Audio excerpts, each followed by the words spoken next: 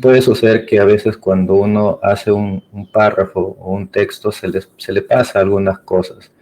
Entonces, la recomendación es que cada integrante le dé una revisión al documento para ir puliendo ese informe y la presentación. ¿Ya? Entonces, esos son los 4 puntos sobre los cuales va a girar la parte del TV2. Y bueno, acá están los niveles de calificación y en base a eso ustedes pues obtendrán un puntaje, ¿no? Y también tienen ahí disponible ya la actividad de entrega. En este punto, recordarles que todos los documentos se suben al Drive. No suban documentos a la actividad. La actividad se genera solamente como un mecanismo de informativo, pero todos los archivos, como hicieron en el TV1, los tienen que subir a este Drive con este formato. A diferencia del TV1, en este TV2 se agrega un cuarto documento que es un archivo de TXT, donde tienen que colocar el enlace de los videos o el enlace del video donde está toda la evidencia de las entrevistas. Y después, esto de acá se entrega hasta el 16 de abril, domingo 16 de abril. La actividad se cierra a las 10 de la noche. Y con respecto a la sustentación del trabajo, se va a realizar el martes 18 de abril. Y esta es la estructura que debería de tener el informe hasta ese momento. ¿Ya? Bien, entonces denle una revisada y si aún así queda alguna duda, me avisan para explicarles nuevamente. ¿Ya? Bien, ese vendría a ser el segundo punto que tenía que comunicarles. El tercer punto es consultarles, bueno, no sé, preguntarles en todo caso si tienen algún punto, alguna duda con respecto a los documentos que van a entregar en el TV2, de repente para utilizar estos primeros minutos en explicar, de repente por ahí algún grupo que tenga alguna duda. Si no fuese así, ya pasaríamos al desarrollo pues del temario de la semana 4. Ustedes dirán cómo es.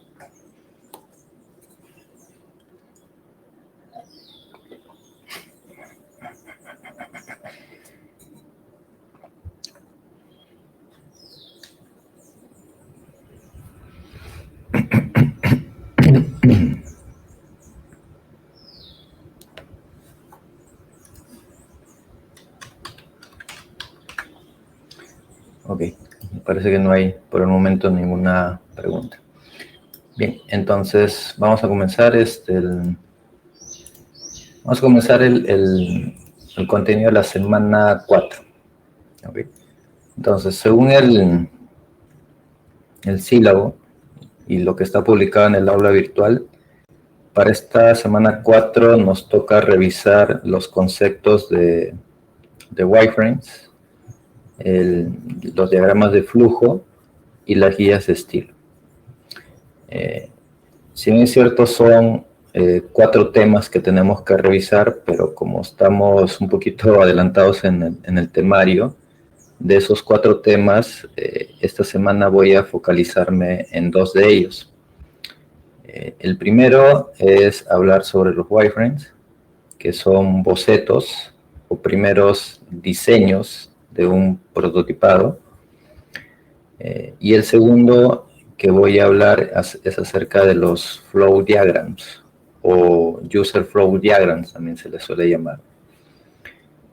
La parte de los mockups, eso no lo voy a hacer debido a que, o sea, no lo voy a hacer en esta clase, lo voy a hacer en la semana 5, donde voy a juntar también la parte del prototipado y ahí también les explicaré la parte de las guías de estilo. Okay. Las guías de estilo básicamente ya tiene que ver con, una vez que tú haces los mockups y el prototipo a mediano y alta fidelidad, sí es importante ya ver cuál es el tipo o cuál es la tipografía que vas a utilizar de acuerdo al dispositivo, dispositivos donde tu producto se va a visualizar. También es importante ver la escala de colores o la paleta de colores que tú vas a utilizar, de acuerdo también al tipo de usuario que tienes, porque ahí interviene pues si el usuario, qué rango de edades tiene, normalmente cuál es su costumbre o la forma en que utiliza una aplicación, si normalmente accede desde el dispositivo móvil o lo hace desde alguna laptop, de alguna PC. Entonces lo importante con estos temas de las guías de estilo, los mocas y los prototipos, es tener siempre una retroalimentación temprana por parte del usuario a fin de ir ajustando estos diseños. Entonces eso ya lo veremos en la semana 5. En la semana 4 simplemente vamos a ver los bocetos y cómo hacer este flujo de diagramas del usuario. Estos temas, vale recordarles que están dentro del temario que encaja la arquitectura de la información, que se comentó en la semana pasada. En la semana pasada vimos, o bueno, se comentó, se explicó un poco acerca de lo que trataba la arquitectura de la información. ¿Ok? Entonces, vamos a comenzar con eso. Como siempre, vamos a hacer un resumen y al final vamos a publicar el resumen y toda la información de todas maneras para que puedan ustedes ver el contenido si así lo desean.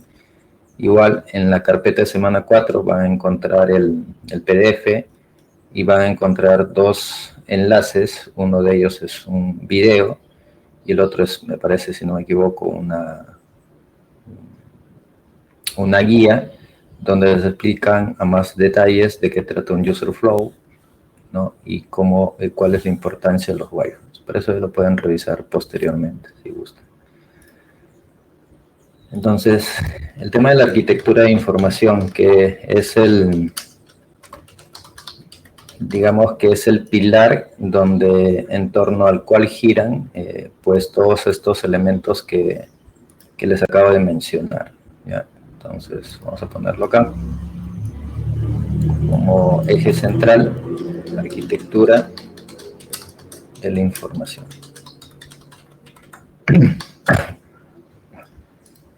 La arquitectura de la información dentro del ecosistema de experiencia de usuario y diseño de interfaces, puntualmente viene a ser un pilar muy importante.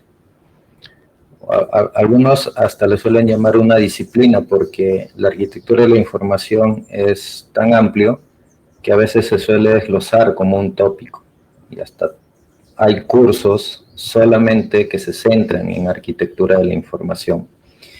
Y dentro de esa arquitectura de la información, principalmente, de manera resumida, esto se encarga de dos cosas, o de los siguientes puntos. Se encarga de diseñar, o sea, vigila el diseño y vigila que este diseño también esté con una correcta organización. Diseñar y organizar.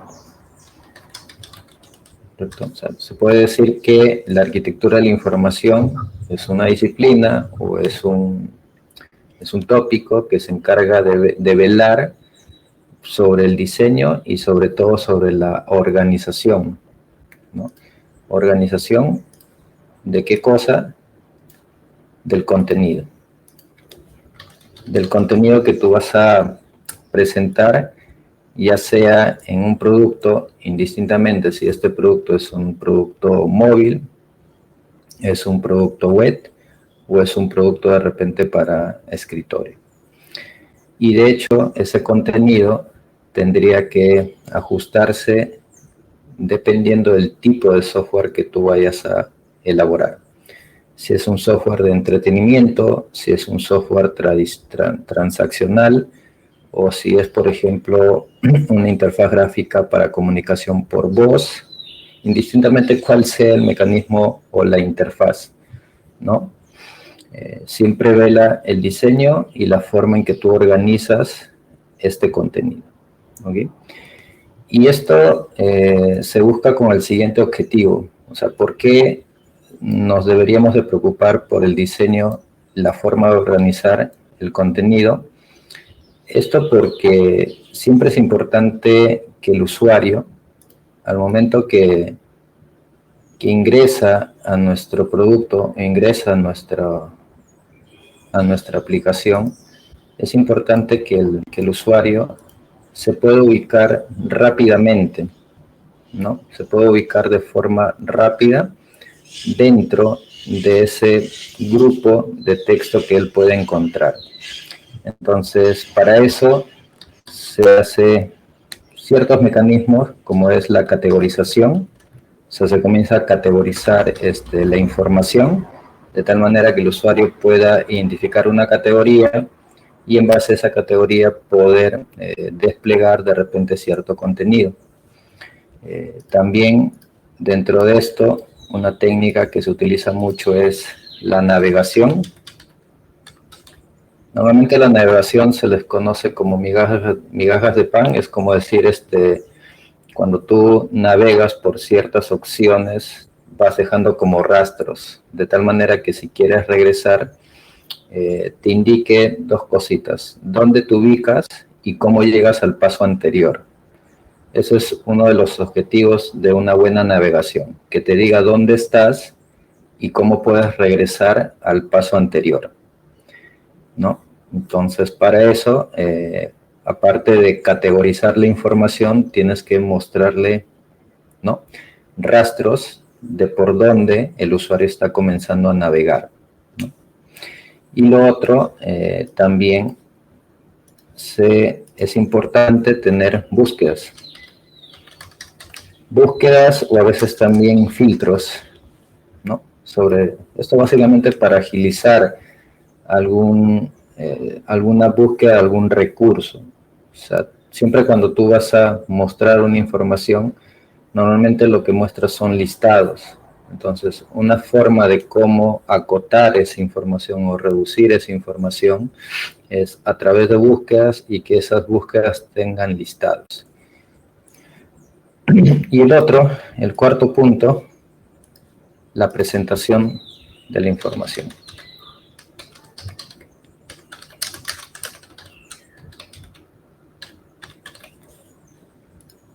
En la medida que la información esté correctamente, digamos, escrita y presentada, va a evitar que el usuario tenga dudas.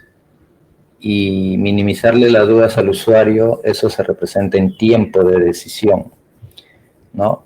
Y ahí también involucra los colores, porque a veces como nosotros estamos muy acostumbrados ya a utilizar distintos tipos de aplicaciones, como que encontramos algo muy similar en todos. Entonces, el hecho de ver un color, el hecho de ver una imagen, ¿no? El hecho de ver de repente cierta forma de un botón, ya nos ayuda a identificar determinadas acciones y eso nos minimiza el tiempo de tomar una decisión, de repente al completar un flujo de trabajo. Y eso tiene que ver con la forma en que tú presentas la información, ¿no? Y eso tiene que ver también con si tú colocas, por ejemplo, un botón aceptar a la izquierda o a la derecha, dependiendo del tipo de dispositivo. Eso tiene que ver de repente con qué tipo de dispositivo el usuario está utilizando, si es un sistema operativo Android o si es un sistema operativo iOS de un iPhone, porque la forma en ambos tipos de sistemas operativos, la forma de interactuar es totalmente distinta, ¿no? Entonces, como pueden observar, el tema de arquitectura de información es muy amplio, ¿no? Cada uno de estos tópicos, cada uno de estos puntitos, se desglose en más cositas, solo que acá en el curso lo vemos, digamos, a nivel general, ¿sí?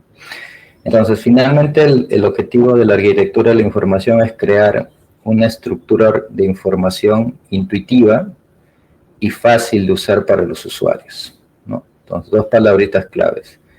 Arquitectura de información es crear una estructura de información intuitiva y fácil de usar para los usuarios, con el objetivo de que esto les permita encontrar la información que necesitan de manera rápida y eficiente, ¿Y eso cómo lo logramos? Con una buena arquitectura de la información.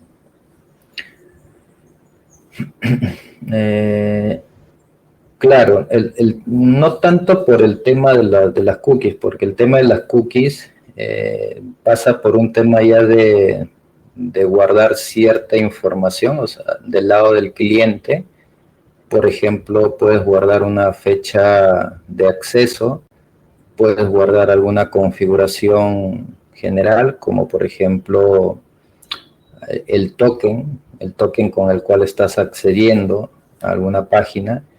Y esto, más que navegación, el tema de las cookies pasa a ser un mecanismo de seguridad para una posterior auditoría o seguimiento de qué cosa o por qué cosa es lo que está haciendo el usuario, ¿no? Qué datos está manipulando el usuario producto de una navegación. O sea, navegación más tiene que ver por si yo voy a este menú de opciones, a qué página tengo que ir, a qué página me lleva, si estoy en la segunda página, cómo salto a la página 3, y si quiero regresar de la página 3 a la página 2, tengo que tener un mecanismo fácil de regresar, ¿no? Eso es la navegación. Las cookies, digamos que es un mecanismo de seguridad. Son totalmente distintos, ¿no? Exacto, como tú lo has puesto ahí, las cookies básicamente son para auditoría, para ir rastreando, y también te sirven para las posteriores analíticas que tú puedes sacar, como número de visitas, a qué hora ingresa tu usuario, dentro de la página, cuál es la información más visitada, cuántos clics le diste. Ese tipo de información se puede ir rastreando con una cookie. Pero la navegación tiene que ver a nivel de saltar de una página a otra, ¿no? Bien.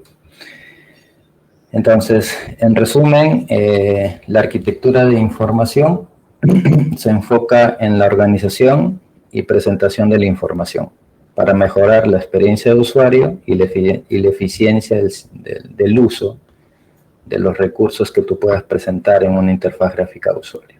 ¿Ok? Eso, digamos, sería en resumen qué es la arquitectura de información. Ahora, ¿cuáles son los artefactos que nos permiten, digamos, ir diseñando esta arquitectura de la información con el propósito de ir presentándole al usuario y poder recibir una retroalimentación temprana e ir calibrando esta arquitectura? Acá en el curso vemos los siguientes artefactos. El primero de ellos es el sitemap o mapa de sitio, ¿no? El mapa de sitio viene a ser una representación visual de la estructura de una aplicación y cuyo objetivo es mostrar todas las páginas y la jerarquía de navegación entre ellas. Entonces, este sitemap busca dos cositas. En principio es una representación visual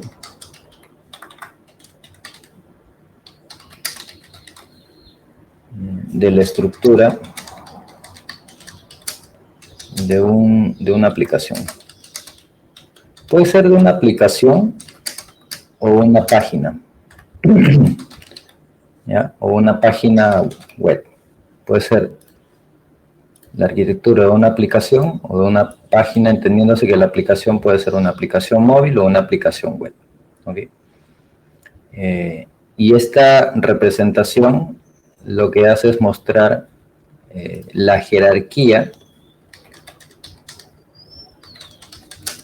de navegación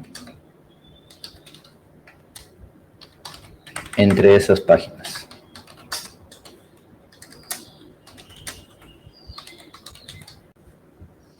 Y es una herramienta importante dentro de la arquitectura de la información, porque ayuda a los usuarios a comprender pues esta organización de la información. Entonces, es muy distinto que tú vayas al usuario y le digas, mira, de la página de inicio vas a ir a la página, no sé, pues a la página de catálogo de productos, y de la página de catálogo de productos vas a ir a la sección del carrito de compras, y cuando estés en el carrito de compras, cada vez que completes la compra, vas a saltar a una página de pago. Entonces es muy distinto que tú le cuentes a que tú le muestres. Entonces este diagrama sirve más para que el usuario pueda visualizar esa arquitectura y la forma en que va a estar organizado toda esa información. ¿Okay? Y el segundo ya vienen a ser los prototipos. Y estos prototipos pasan por 3 niveles. El primero, que es el wireframe, que vienen a ser bocetos. Se le llama bocetos porque básicamente el wireframe busca como objetivo que nos centremos más en la parte igualito de la organización. Es una representación también visual, simplificada, de una interfaz de usuario, pero que se enfoca más en la estructura y flujo de la información. Eso quiere decir que en un wireframe no nos preocupamos por los detalles gráficos o la interacción, porque a ese nivel todavía lo que buscamos son estos 2 puntos de acá. Nos preocupamos mucho en estas 2 cositas de acá. Es una representación visual, básica si se puede llamar, y simplificada de una interfaz gráfica de usuario. Y se enfoca en 2 cositas, en la estructura y el flujo de la información. Cuando menciono flujo de información me refiero a, por ejemplo, el logo, en qué posición va a ir, en qué lugar va a ir, al costado del logo si va a ir una imagen, va a ir un texto, y a ese nivel no te preocupas y dices, a ver, el tamaño del texto va a ser 24, el texto va a tener este color. No, a ese nivel no te preocupas de una paleta de colores, no te preocupas de detalles gráficos, ¿no? Sin incluir detalles gráficos o interactivos.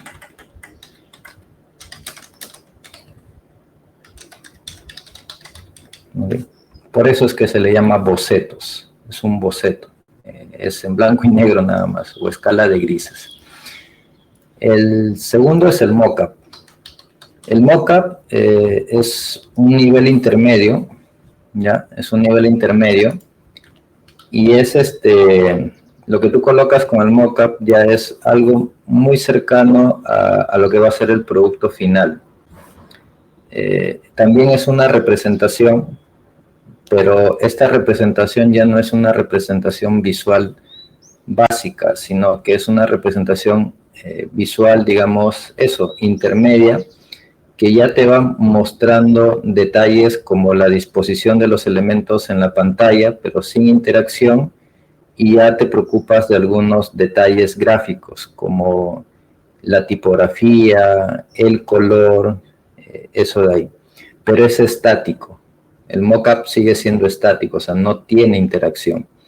Es como una foto que tú le muestras al usuario, pero esa foto, si el usuario quiere interactuar, no hay interacción. Le dices, mira, el catálogo de productos va a ser así. Va a tener esta tonalidad de colores, el texto va a tener esta tipografía, la imagen se va a mostrar de este tamaño, va a tener este enfoque. Eso es lo que es el mockup. Entonces, acá lo voy a poner solamente a modo de resumen. Representación visual estática.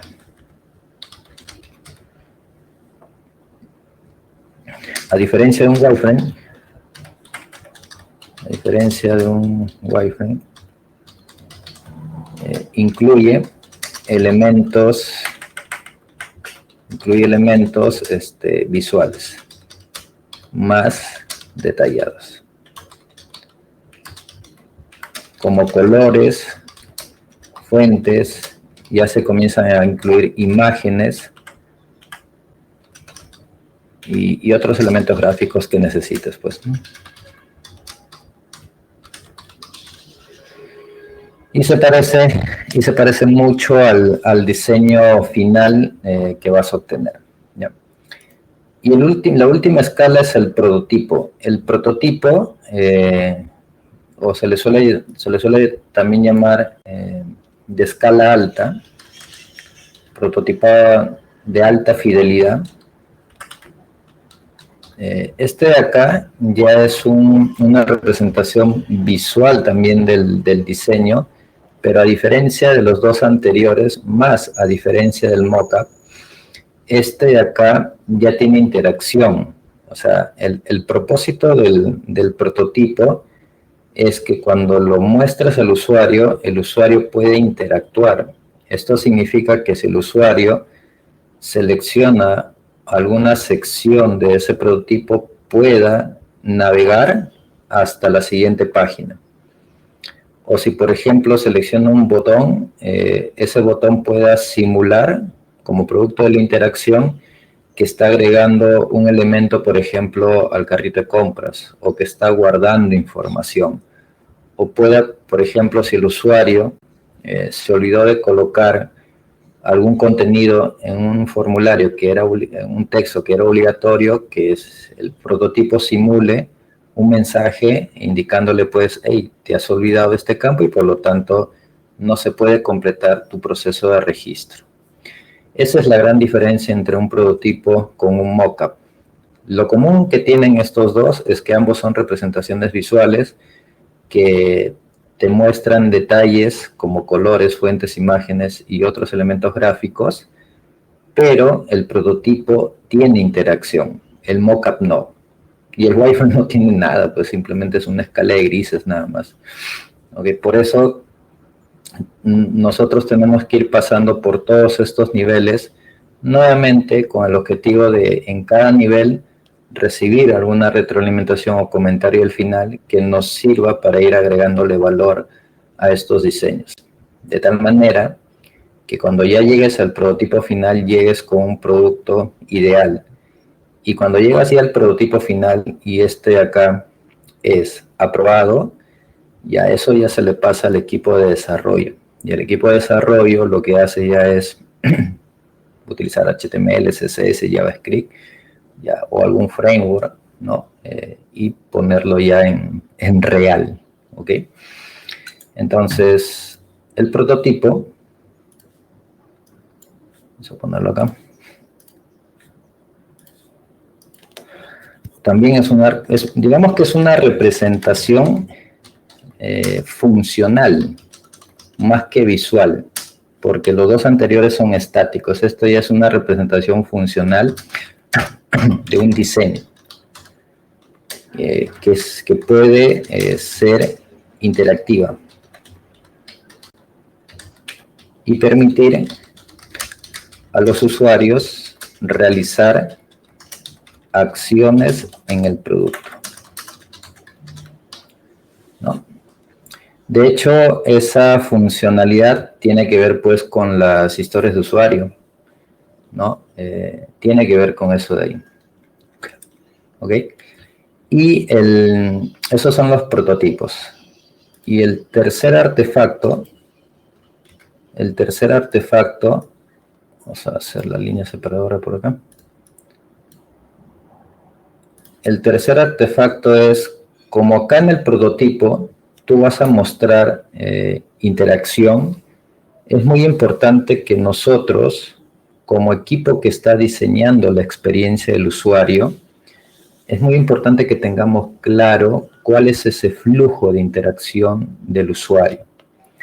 Y ahí es donde aparecen el artefacto que se llama los User Flow Diagrams, ¿no? O el diagrama de flujo del usuario, que es el siguiente artefacto que se trabaja en el curso, que es el User Flow Diagram. Entonces, este documento básicamente se utiliza comúnmente en el diseño de experiencia del usuario.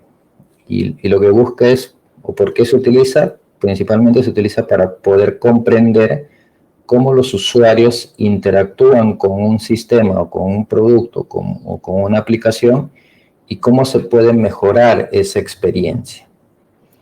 Acá es importante, digamos, aclarar lo siguiente. Se suele confundir mucho al momento que los grupos comienzan a elaborar un User Flow Diagram, encuentran cierta similitud con el diagrama del Journey Mapping, porque el Journey Mapping también es un diagrama que te permite ver todo el flujo de la experiencia del usuario. Sin embargo, la gran diferencia entre el User Flow Diagram y un Journey Mapping es que el Journey Mapping te ve toda la experiencia. O sea, las acciones que tú reflejas en un Journey Mapping son con la aplicación y sin la aplicación. Eso es lo que debe representar el Journey Mapping. Desde que el usuario está haciendo alguna tarea que no es directamente con la aplicación, por ejemplo, se toma su taxi, está en el taxi, está en el tren, está llegando a su trabajo, se encuentra en la universidad, ingresa a la aplicación, resulta que se olvidó su usuario y su contraseña, o justo de repente no tiene una buena conectividad. Entonces, el Journey Mapping ve toda esa experiencia, y en esa experiencia ve puntos de alegría, de frustración, de felicidad, como se puede decir, de emoción. Eso es lo que ve el Journey Mapping, todo el foco. En cambio, el User Flow Diagram solamente se centra en la funcionalidad ya directamente con la aplicación. Por ejemplo, si nosotros queremos representar, por ejemplo, la creación de una cuenta que tiene que realizar el usuario, el User Flow Diagram solamente representa los pasitos que van a reflejar la creación de una cuenta. Entonces, eso lo aclaro porque todos estos artefactos siempre tienen algo en común y a veces se puede llegar a decir, oye, pero si ya hice esto acá, ¿por qué acá lo repetimos? No, entonces, esa es la gran diferencia entre el User Flow Diagram. Hay cositas que vas a ver en el Journey Mapping que te van a servir posiblemente algunos puntitos para que elabores o entiendas mejor el User Flow. Sin embargo, la información que más te sirve para elaborar un User Flow, ¿saben cuál es? Son las historias de usuario. Las historias de usuario, cuando tú ya las tienes mapeadas, o sea, sabes cuáles son las funcionalidades que tú tienes que realizar, el siguiente paso es, a partir de esa historia de usuario, o por cada historia de usuario, tienes que elaborar un diagrama de flujo.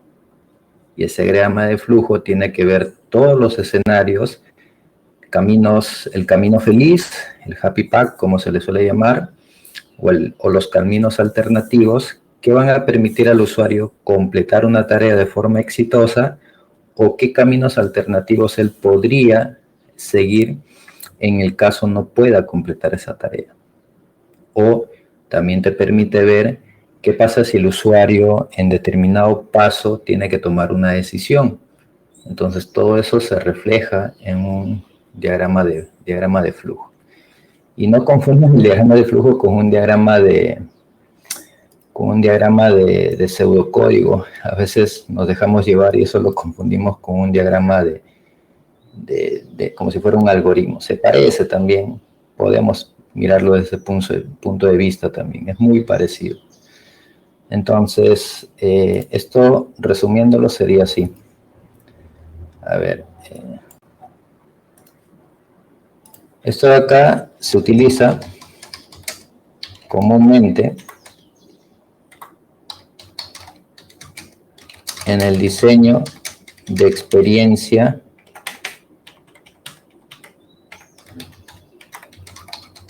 de usuario, el UX. Y esto se utiliza básicamente para comprender cómo los usuarios, o sea, nuestros usuarios, interactúan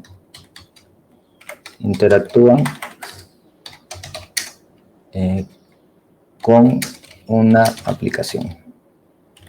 Puede ser una aplicación web, móvil, ¿no? O interfaz gráfica a través de voz. ¿Ya? Y sobre todo, cómo se puede mejorar su experiencia. Ese es un poco el objetivo de por qué se hace este tipo de diagramas. Y esto aplica para todo tipo de software, así sea una interfaz en consola. Porque una interfaz de consola, si bien es cierto, está direccionada a un usuario desarrollador o que tenga el perfil técnico, también tiene que haber un flujo de interacción, ¿no? De hecho, es muy distinto que tú agarres y diseñes, por ejemplo, un CLI, una línea de comandos, donde sabes que tu perfil de usuario es muy técnico, pero igual podrías representar ese flujo de interacción para tener mucho más claro cómo va a ser la experiencia del usuario y podrías utilizar este user flow. Eso es si tu usuario es un desarrollador, un ingeniero de software, un ingeniero de sistemas, o uno de ciencias de la computación. Igual tienes que diseñar ese flujo. Y es muy distinto si es que vas a diseñar una aplicación tipo delivery donde sabes que el usuario sus características son muy amplias. En cambio, si tienes un usuario como un desarrollador, su perfil es más acotado, ¿no?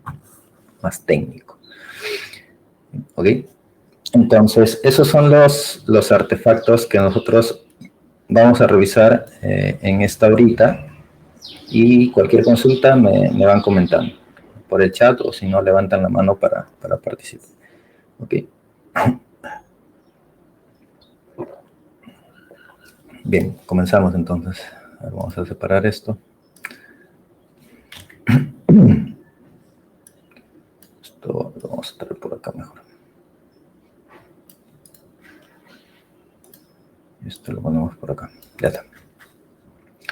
Entonces, primero vamos con el mapa del sitio. Okay. Creo que ya la semana pasada les mostré cómo se hacía un mapa de sitio, pero nada, lo volvemos a realizar.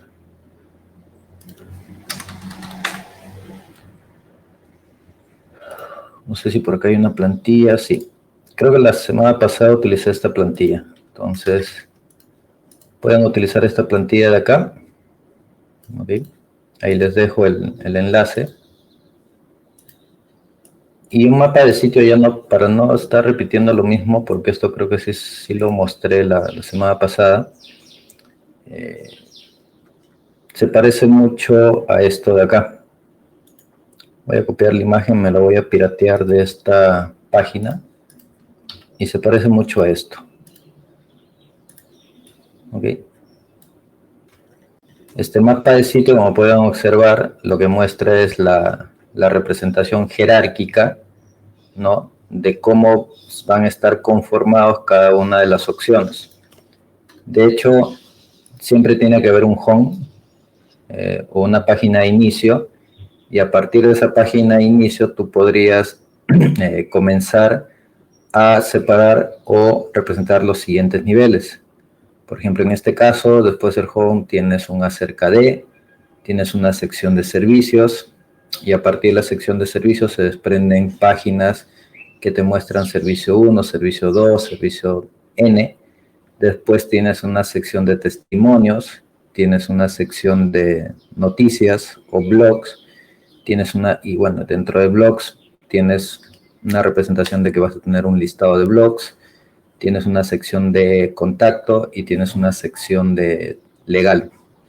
Este sitemap o mapa de sitio más se ajusta a un landing.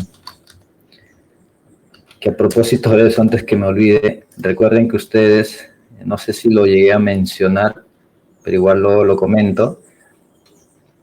Ustedes dentro de lo que van a diseñar también diseñan un landing page o la página de aterrizaje o la página de contacto, se le suele llamar también. La idea de diseñar esta página tiene los siguientes propósitos. El primero de ellos es mostrar o hacer visible cuáles son los beneficios y características del producto que están construyendo. Segundo, ser una página del primer contacto de un usuario, de tal manera que el usuario se informe no solamente del producto, sino de repente acerca del modelo de negocio o tarifas para poder suscribirse a su emprendimiento, a su startup, ¿no? Entonces, por ese motivo, razón y circunstancias, se utiliza o se pide que los equipos también tengan dentro de sus productos que van a diseñar un landing page. Y normalmente el landing page tiene este tipo de sitemap. Tiene un home, servicios, testimonio. Lo que va a variar por ahí, me imagino que en el caso de los proyectos que ustedes han elegido, no todos tienen un blog, o de repente lo tienen, si es que lo están pensando colocar. Pero recuerden que el landing page no es la aplicación, son dos cosas distintas. El landing page simplemente es una página de punto de contacto inicial que posteriormente, a partir del landing page, el usuario podría ir o podría iniciar su acercamiento con la aplicación. Incluso en algunos landing page hay una opción que dice ir a la aplicación o iniciar con la aplicación. Entonces podrías tú tener a partir, pero son dos cosas distintas. ¿Okay? Entonces, esto es un ejemplo de sitemap landing page, y en base a ese ejemplo también ustedes podrían ir construyendo, por ejemplo, el de su producto. Por ejemplo, en el caso de nosotros, podríamos hacer lo siguiente. Esperemos que cargue acá. Acá lo voy a borrar, ¿no? Porque solamente necesito esto. Ahí está. Igual hay un home. Por ejemplo, si estoy construyendo una app o una aplicación de delivery, yo podría decir que voy a tener una sección donde necesito seleccionar mi ubicación. Y dentro de ubicación, de repente, necesito una sección que me permita la confirmación de ubicación. De repente acá la segunda opción sería una opción que me permita ver los restaurantes cercanos, ¿no? Y así. De repente acá otra opción que me permita ver mi historial de pedidos que he realizado. Otra opción que me permita ver mi perfil. De repente quisiera editar algunos datos de mi perfil. Y por acá, aparte de tener el login, que lo podría tener al inicio, podría tener una sección de cerrar sesión, ¿no? Y dentro, por ejemplo, de restaurantes, podrías tener la opción de ver carrito, si gustas, del carrito de compras, ¿no? Y dentro de esta sección podrías desglosar esto, separarlo por acá y tener, por ejemplo, la opción de realizar pedido, ¿no? Y así sucesivamente. Con esto ya no quiero entrar mucho en detalle porque creo que esto ya lo expliqué la semana pasada. Entonces, pero la intención del mapa de sitio, es mostrar esta jerarquía, ¿okay? A estos niveles. Bien, pasamos al siguiente artefacto, fue los user flow. Primero voy a explicar los user flow y de ahí me voy a ir primero los wireframes, ¿no? Primero los wireframes. Vamos por acá. Los bocetos. A ver, para construir estos bocetos de acá, ustedes pueden utilizar las siguientes herramientas. El primero de ellos, pueden utilizar Figma. Figma es una herramienta colaborativa, tiene dos versiones, tiene la versión como servicio, o sea, en cloud, o sea, en esa versión no necesitas instalar nada, simplemente te creas una cuenta y una vez que te creas la cuenta o ingresas con tu cuenta de Google, puedes utilizar todas las opciones que te brinda Figma desde un navegador. ¿Ya? Sin embargo, si requieres instalarlo, te puedes descargar el instalador de acuerdo al sistema operativo que cuentes y lo utilizas también de forma local. En ambos casos, lo que permite esta herramienta, a diferencia de otras que me parece que ya tienen esta misma funcionalidad, es que el diseño lo pueden ir trabajando de manera remota. En su versión free creo que te acepta hasta 2 usuarios o 3 usuarios como máximo. O sea, tú puedes compartir el enlace del diseño que estás realizando, ¿no? Y tus colaboradores acceden a ese diseño y pueden ir dando retroalimentación, cambiando en simultáneo el diseño. Tiene también una sección de chat donde pueden ir comunicándose y de forma colaborativa vas construyendo el diseño. ¿Ok? Es una herramienta, digamos, intuitiva, o sea, no tiene muchas opciones. De primera mano no te muestra muchas opciones que tú posteriormente puedes ir personalizando el entorno de trabajo, sí, pero a lo mucho lo que te muestra es una sección donde tú puedes agregar las páginas, otra sección donde puedes ir realizando ciertos comentarios al diseño de forma colaborativa, y tienes una sección donde vas colocando ciertas propiedades o cambiando las propiedades de los componentes que vas agregando a la zona o al espacio de trabajo, que es todo esto de acá. Este es el espacio de trabajo, ¿no? Y la parte desktop, o sea, el instalador también tiene lo mismo, es exactamente lo mismo. Y la otra característica es que todos tus archivos se quedan ahí. Incluso posteriormente los puedes agrupar y no tienes que estar guardando nada, digamos, en tu disco local, porque todo se va guardando en la misma plataforma. ¿Ok? Figma también tiene un plugin o un complemento, ahora no recuerdo el nombre, pero es un complemento que te permite sincronizar tus diseños con GitHub. ¿Eso qué es lo que permite hacer? Que si tú, por ejemplo, estás diseñando algún prototipo con HTML y mandas, por ejemplo, un commit, o sea, haces push de un commit a tu repositorio, puedes hacer que ese cambio del color también se vea en tu diseño. O sea, el cambio de color que tú haces a nivel de código también se vea en tu diseño.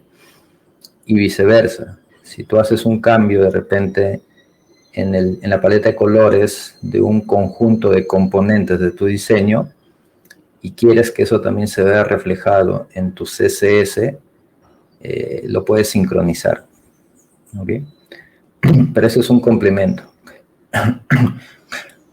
Tendría que averiguar si ese complemento es gratuito o hay que pagar, y dependiendo de eso lo podríamos utilizar. Otra característica de Figma es que te permite trabajar basado en componentes, como piecitas de Lego. O sea, tiene el enfoque que tienen muchos frameworks del frontend, que es tú construyes una interfaz gráfica de usuario pensando en componentes, como piezas de Lego, y de forma atómica. O sea, primero, si quieres construir un formulario, me imagino que piensas en una unidad mínima que vendría a ser, por ejemplo, un botón. o una caja de texto. Y al momento que tú vas uniendo cada piecita o cada componente, vas obteniendo un componente más grande, como podría ser un formulario o un catálogo, ¿no? O cualquier interfaz gráfica de usuario. Entonces, Figma también te permite crear componentes. Y al momento de crear componentes, la idea de crear componentes es que tú ese componente lo puedas reutilizar en más de una interfaz gráfica de usuario, con las mismas características de colores, tamaño, fuente. Entonces, eso también tiene Figma. ¿Okay? Entonces, pueden utilizar Figma para diseñar esos wireframes o esos bocetos. Además, también tiene plantillitas para crear user persona, empathy mapping, el Customer Learning Map, que son cositas que les hemos pedido, ¿no? La otra herramienta que podrían utilizar, la segunda es Balsamiq. Balsamiq Mockups, creo que es, si no me equivoco. Esta no mucho la he usado, pero lo poquito que he usado es que tiene también ya un entorno web. Puedes descargarte también el instalador para poder utilizarlo de manera local. Y a diferencia de Figma, Balsamiq tiene como componentes ya prediseñados. O sea, tiene, por ejemplo, ya formularios donde tú arrastras y sueltas. No sé si lo podemos, a ver, permítame, no sé, creo que esto es de pago, creo. A ver, vamos a ver si lo podemos usar. Pero les voy comentando, o sea, igual tiene como ya componentes que tú vas arrastrando y soltando y en base a eso vas creando un prototipo, un wireframe. Vamos a ver si me llega algo acá. O si no, vamos a ver con esto. ¿Ah? No, a ver. YHC. UPC. Acepto todo, caballero, que hay que aceptar para probar. Vamos a ingresar. Ahí está el proyectito. Creamos el proyecto. Ajá. A esto me refería. Por ejemplo, si tú quieres diseñar un landing, tienes todo acá. Te das cuenta, ya tiene como bocetos. Y tienes todo acá, ¿no?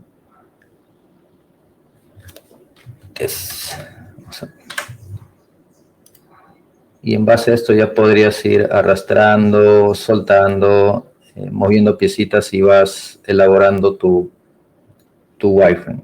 Eso es lo bueno que tiene, digamos, con respecto a Figma, porque en Figma lo que tú haces es, hasta cierto punto, tu creatividad lo comienzas desde cero. O sea, desde cero, por ejemplo, en Figma, vamos a cargar Figma para que lo puedan ver. En Figma, por ejemplo, para que crees un proyecto, por acá, vamos a ver, acá.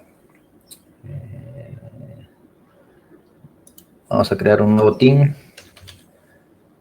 Vamos a crear un grupito. ¿Alguien me puede pasar su correo para agregarlo como colaborador? O si no, después. Pero el punto es que acá tú agregas la versión free, te soporta hasta 3 colaboradores.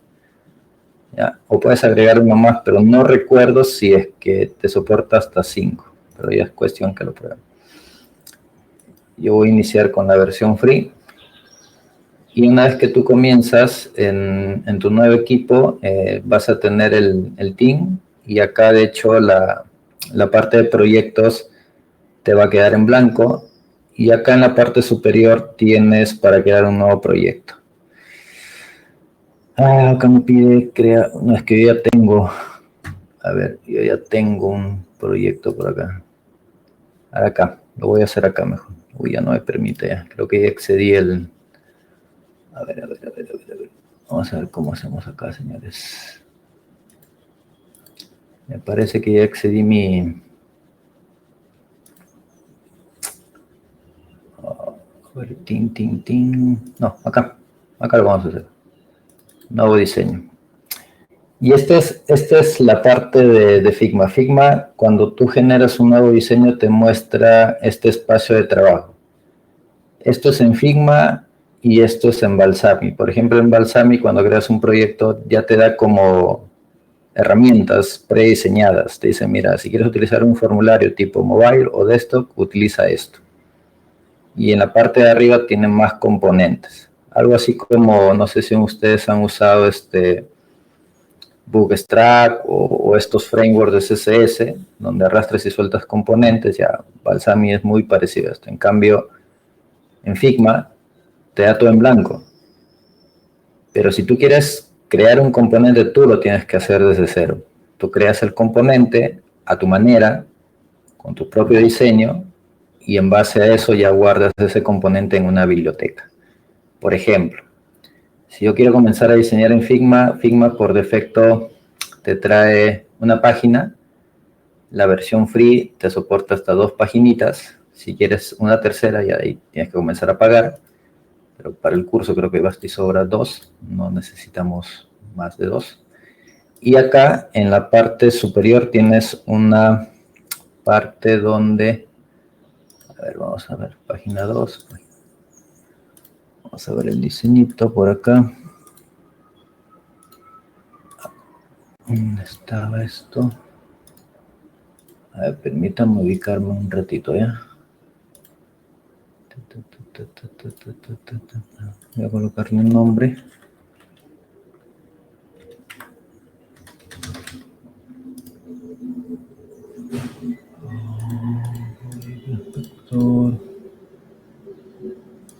Acá está, ya. Entonces, acá en la página, en el caso de Figma, cuando tú agregas una página, vamos a ver si agrandamos esto un poquito.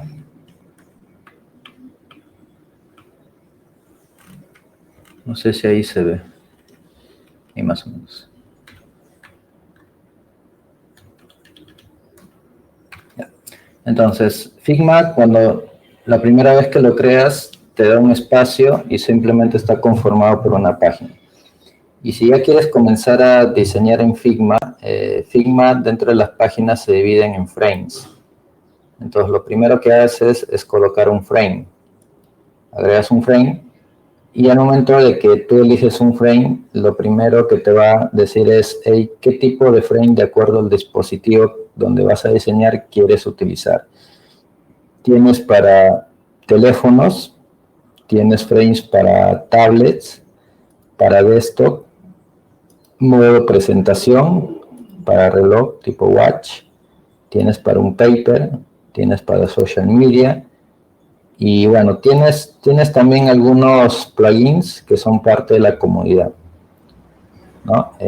Pero en nuestro caso normalmente como el diseño que vamos a hacer es tanto web y mobile, nosotros solemos elegir la parte de teléfono. Por ejemplo, puedes elegir, dependiendo qué tipo de dispositivos utiliza tu segmento objetivo, por ejemplo, podría ser para Android, y te los va colocando así. Ya te da la medida exacta dependiendo del tipo de dispositivo que tú elijas.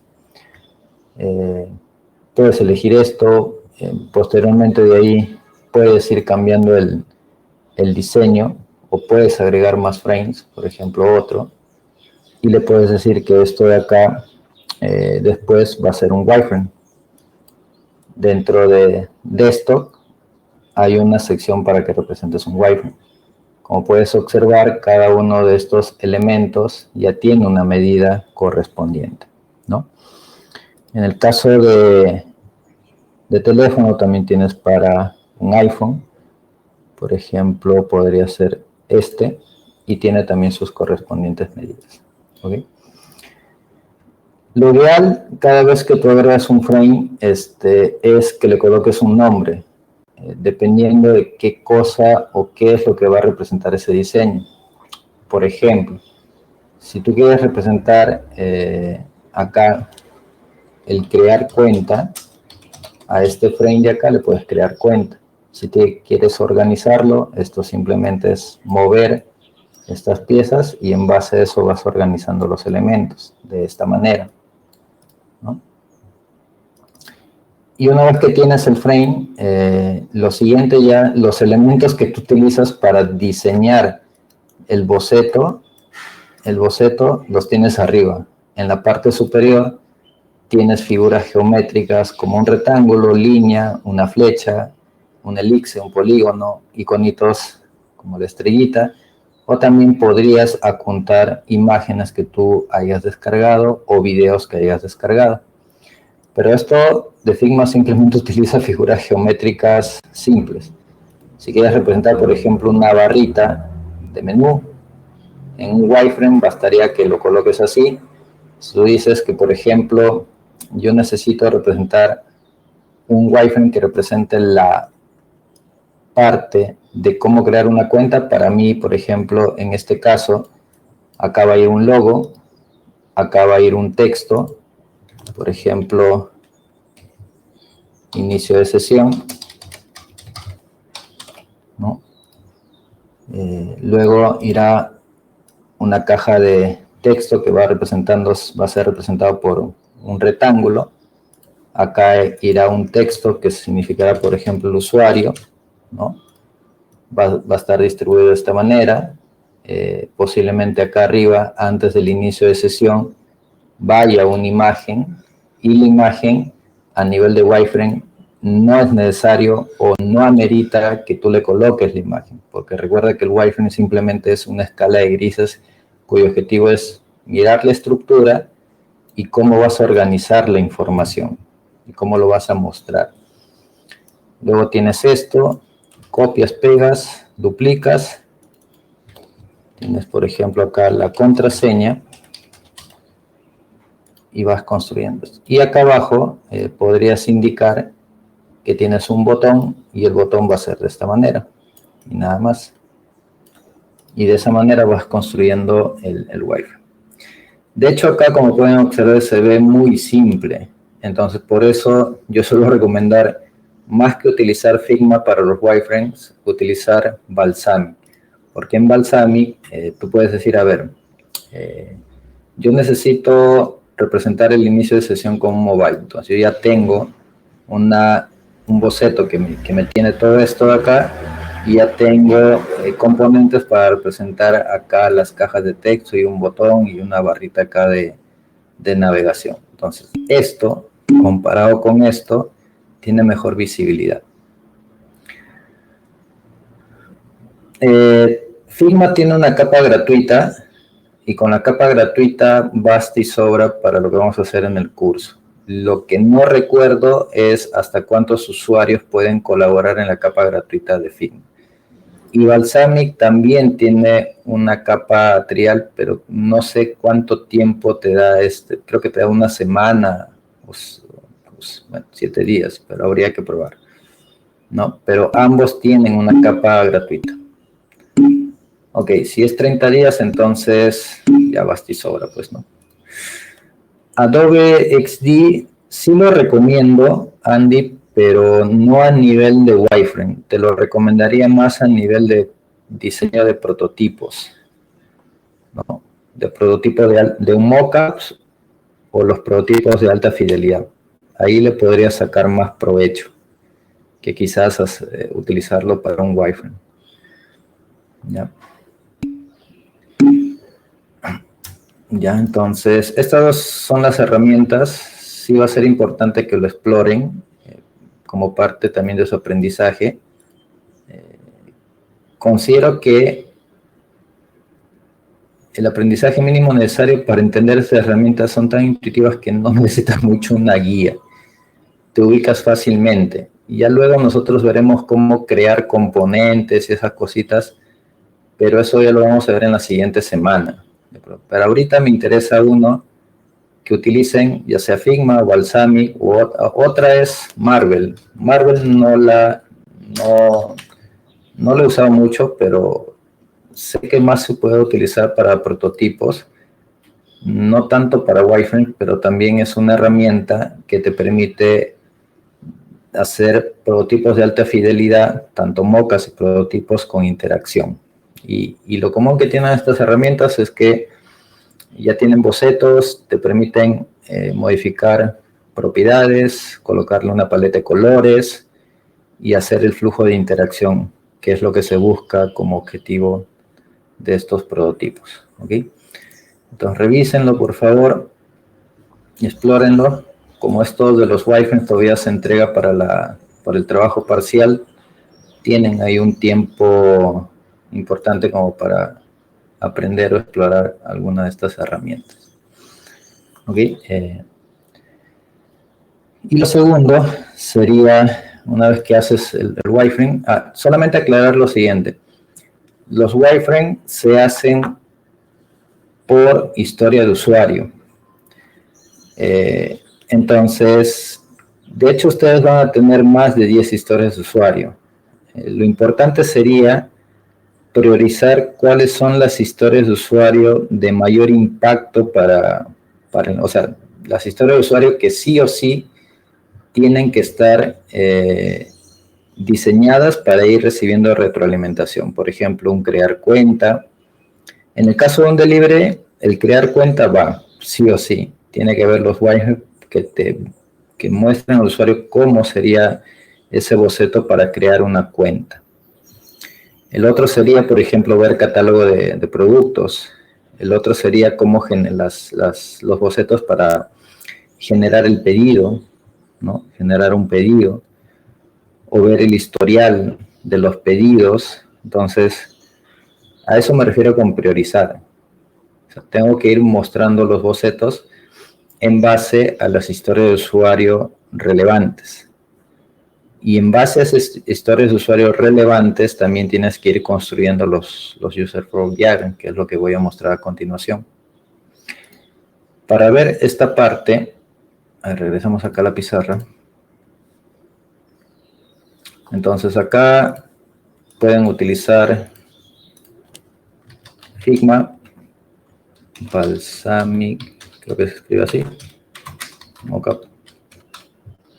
Yo recomendaría, creo, porque este tiene más elementos que este. Y esto ya lo podemos utilizar para el prototipado. Este más para el prototipado, pero para el wireframe creo que recomendaría más este. Y lo siguiente es ver la parte de los user flow.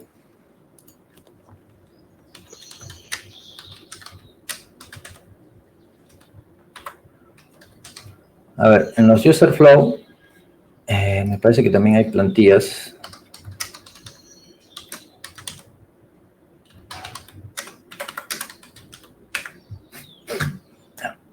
Sí, acá hay uno.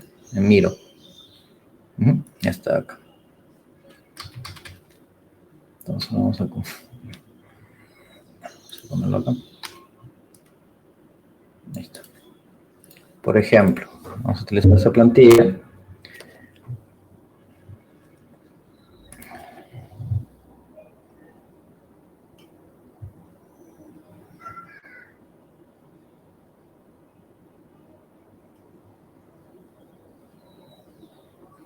Y miren, acá incluso ya les da un boceto de user flow.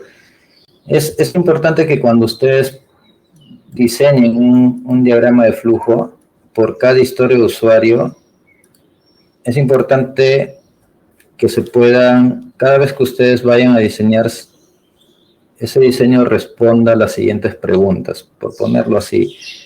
A ver, ¿qué intenta lograr el usuario? O sea, un user flow debería responder a esta pregunta. ¿Qué intenta lograr el usuario?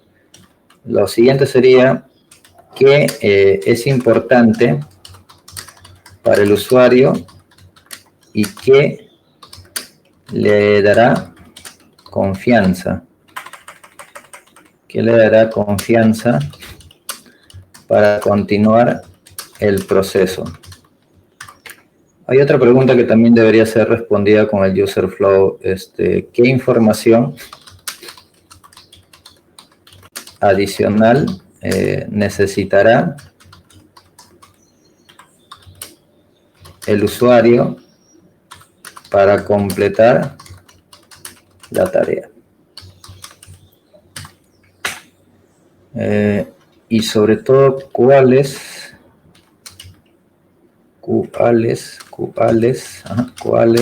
son las posibles dudas o barreras que pueda tener el usuario para completar la tarea.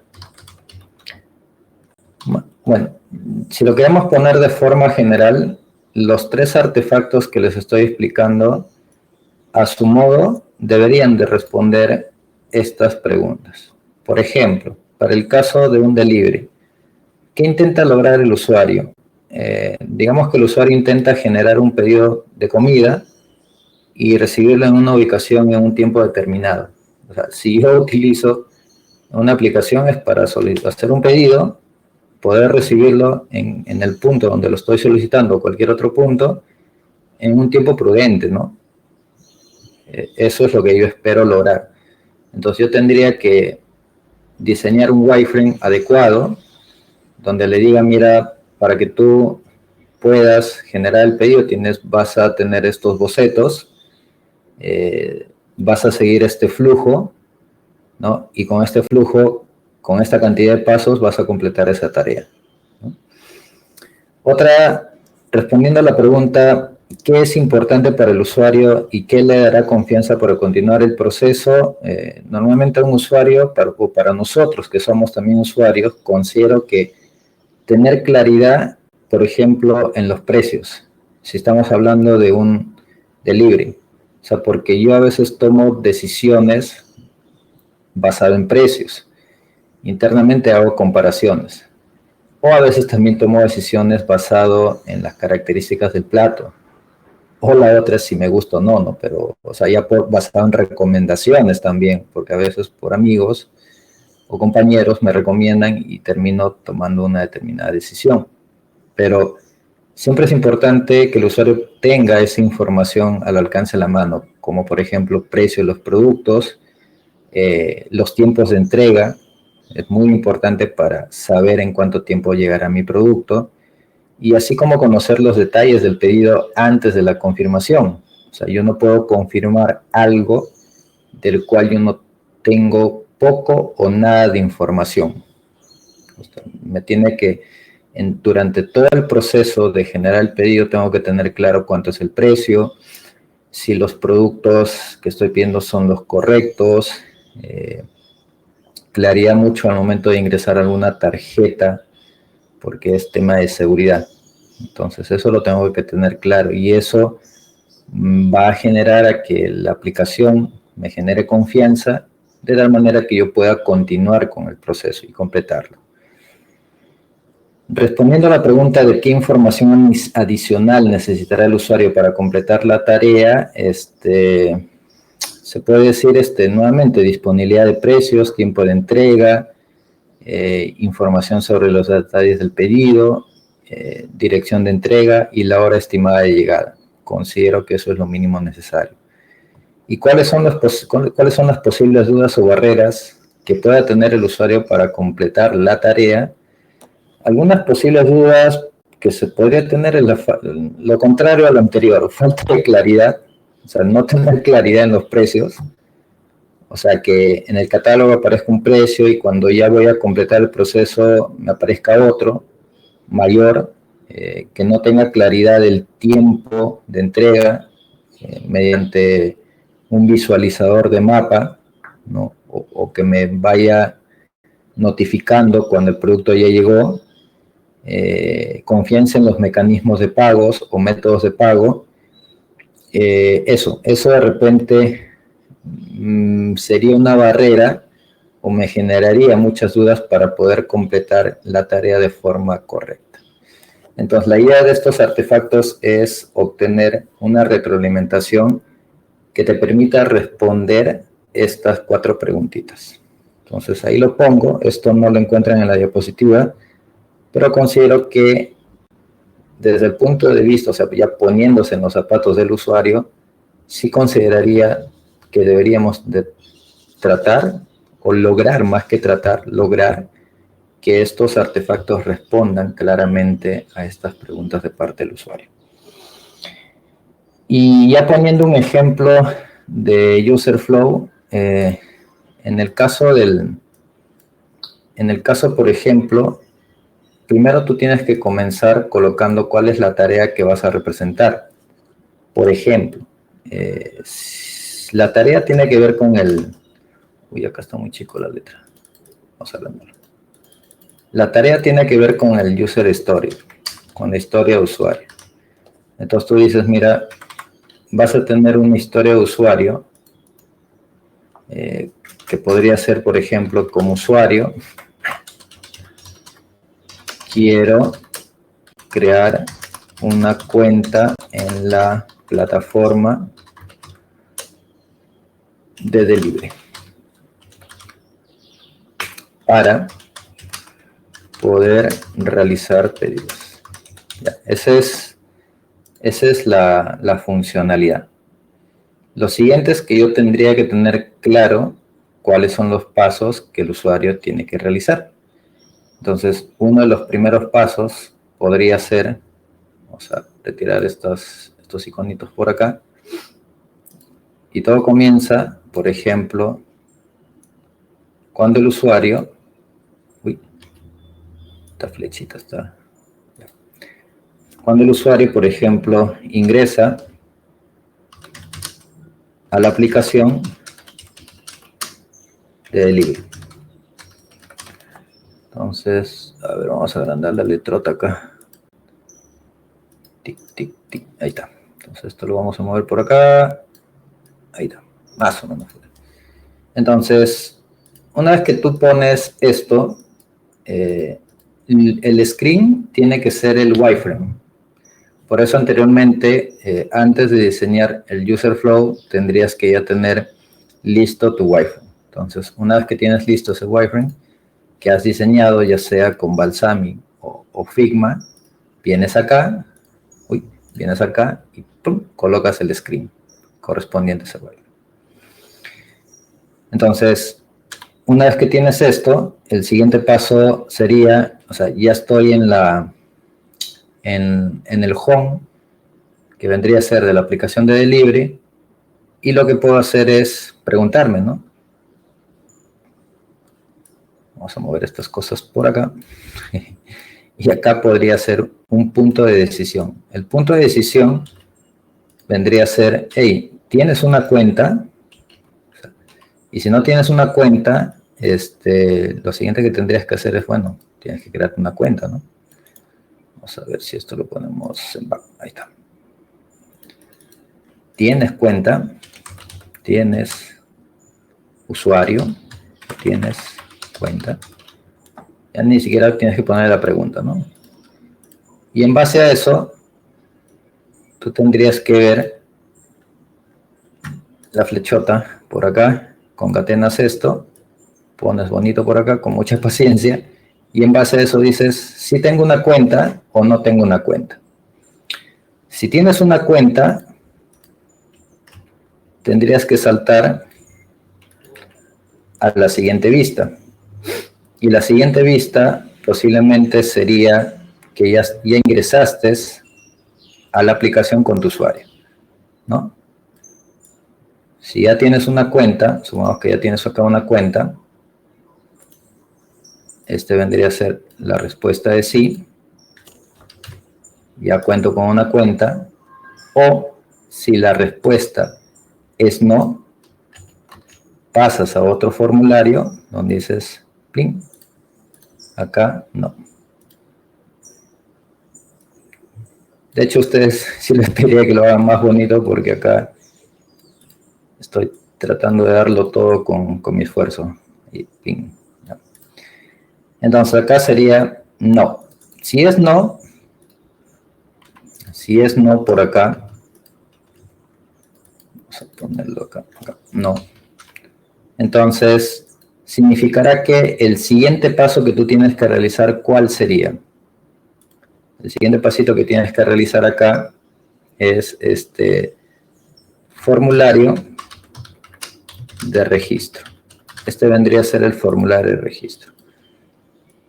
Y si es sí, lo que podrías ir mostrando acá es el formulario de bienvenida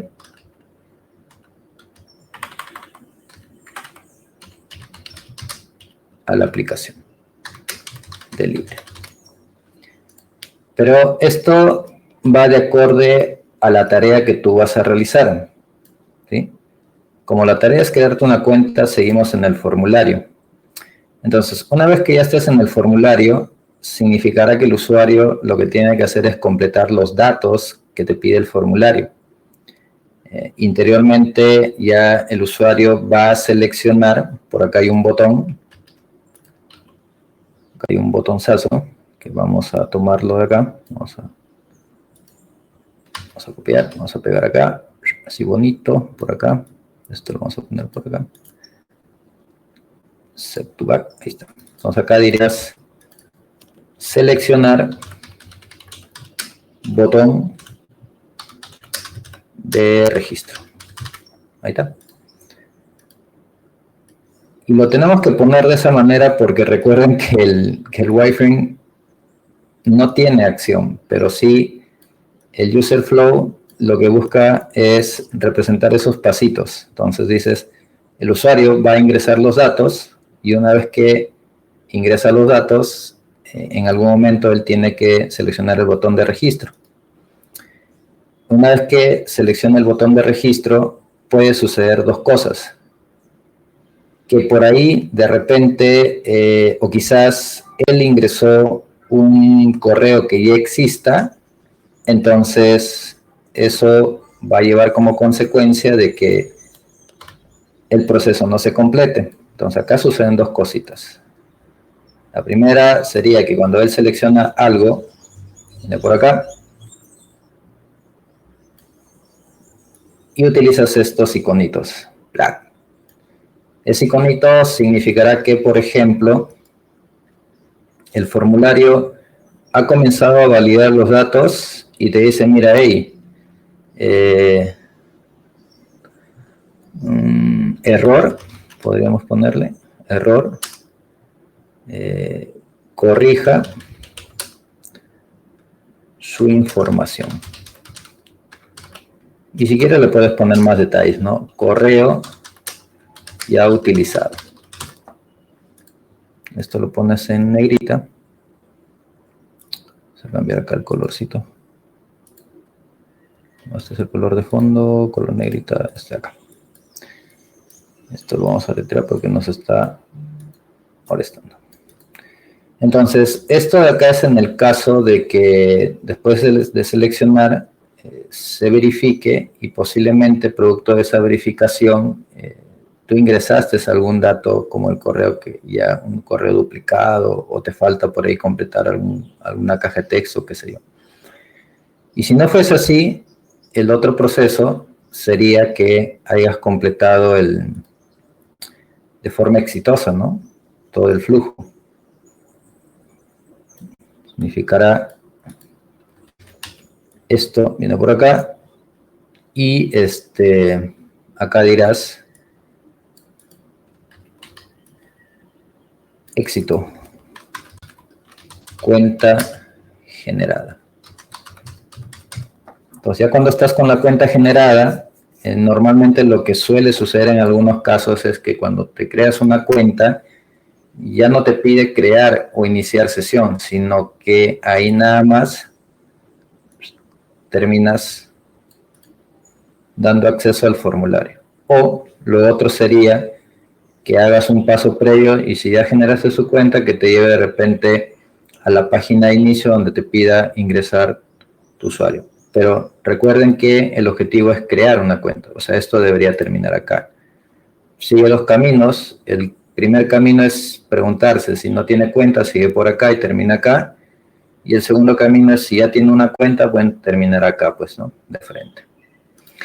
Entonces, ese es un poco el objetivo de tener un user flow, tener los wireframes para que el usuario pueda visualizar por qué páginas va a ir navegando y sobre todo cuáles son las acciones y decisiones que él va a tomar, ¿no? En cada paso. ¿Ok? Y eso lo tendrían que hacer para cada una de las historias de usuario. Entonces es un chambón, es un trabajazo porque sí hay que tener mucha paciencia al momento de diseñar, pensar esto de acá, y por favor, no olviden que cada vez que están diseñando un mapa de sitio, los diseños del wireframe y los user flow, siempre validar que se están respondiendo estas 1, 2, 3, 4 preguntas. De acá. Listo, jóvenes, eso es la clase de hoy. Justo ya siendo las 9 hemos terminado. Ese es el resumen de este capítulo. Igual denle una revisada a esto de acá. Y ya solamente para la semana 5 quedaría explicarles con más detalle la generación de componentes con Figma y con ello ya comenzar a diseñar un prototipo de alta fidelidad. Bien, no sé si ustedes tienen alguna pregunta, comentario.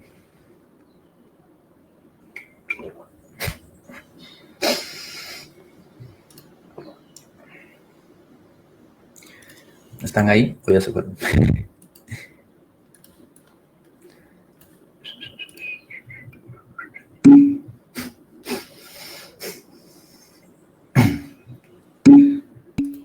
Perfecto. Pensaba que se habían ido. Allá, acá. Entonces vamos a subir esto de acá. Es semana 4, resumen.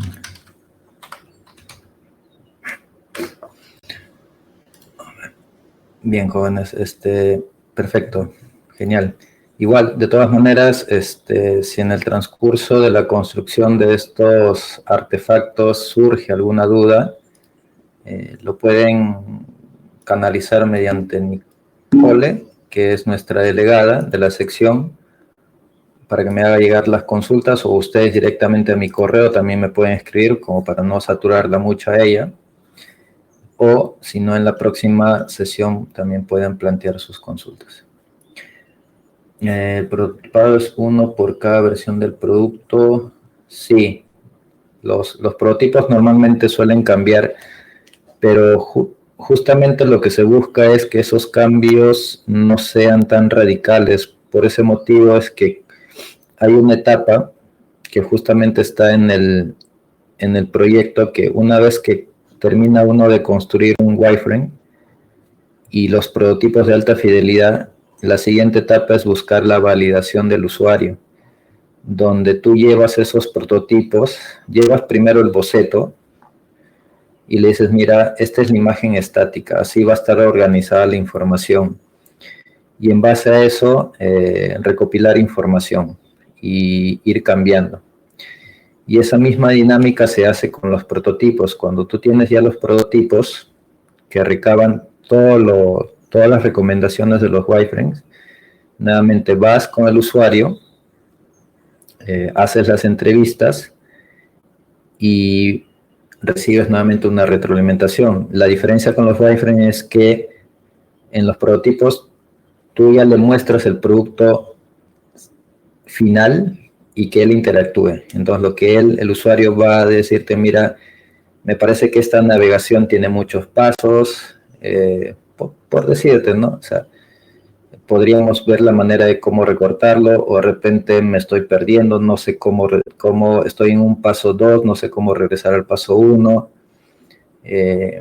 cómo sé qué tipo de información voy a recibir si es que me olvido mi contraseña, o cómo va a ser el flujo, cómo yo sabré si mi cuenta está creada, me va a llegar un correo, o ese tipo de comentarios, esos son los que te suelen decir. Y lo otro son los colores, ¿no?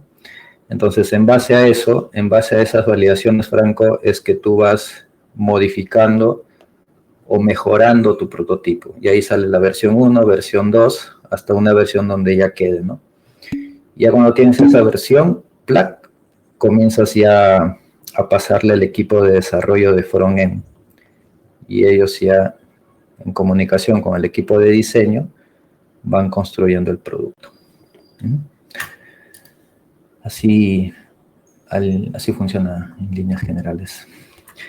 Jóvenes, entonces, bueno, entendería que no hay preguntas, quedan 2 horas, pero estas 2 horas yo sí las voy a dejar para que ustedes continúen trabajando su proyecto. O sea, eso quiere decir que ahorita me voy a desconectar, salvo que haya alguna pregunta o salvo que haya un grupo que necesite que revise su proyecto, su avance, me lo pide para hacerlo ahorita, o si no, ya nos quedaríamos solamente hasta ahí. Y cualquier cosita, si es una pregunta de grupo, directamente a mi correo. Si es una pregunta general de la sección, por Nicole, que es nuestra delegada, para poder responderlo. Ustedes dirán, ¿hay algún grupo que necesite que revise su avance?